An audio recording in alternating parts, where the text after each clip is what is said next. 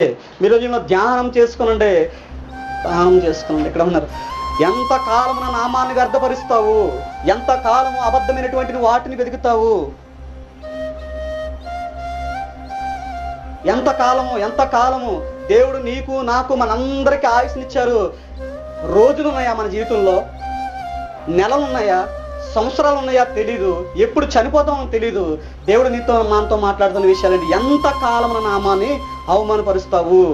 రా,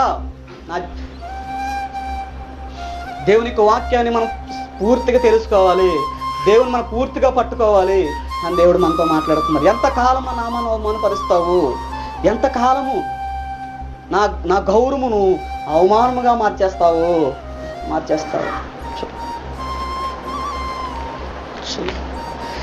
ఏమైపోయింది? తినుచు త్రాగుచు ఇష్టానుసరమైన జీవితాన్ని ఎంతకాలము నా నామాన్ని అవమానపరుస్తావు? ఎంతకాలము అబద్ధమైన వాటిని వెతుకుతావు?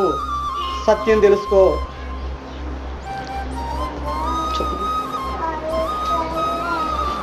ఇక్కడ మాట్లాడుతూ ఉన్నారు. వెంటనే ఆ ఊరు నుంచి మరలా వెంటనే ఆ దూతలకి సమాధానం చెప్పి ఆ దూతలు మాట్లాడుతూ ఉన్నారు, అయ్యా నువ్వు ఇక్కడ ఉండడం కష్టం, ఇంకా నీ ఉంటే నీ జీవితం పాడైపోద్ది, నీ కుటుంబం పాడైపోద్ది, నీ బిడ్డలు పాడైపోతారని చెప్పి వెంటనే దేవదూతలు అతను చేయి పట్టుకుని, ఆ బిడ్డలకి చేయి పట్టుకుని, ఆ లోతు భార్యకి చేయి పట్టుకుని వెంటనే మీకున్నటువంటి అల్లుల్ని కూడా తీసుకుని రా అంటే అల్లులు ఏం చేశారంటే ఎగతాళి చేశారు.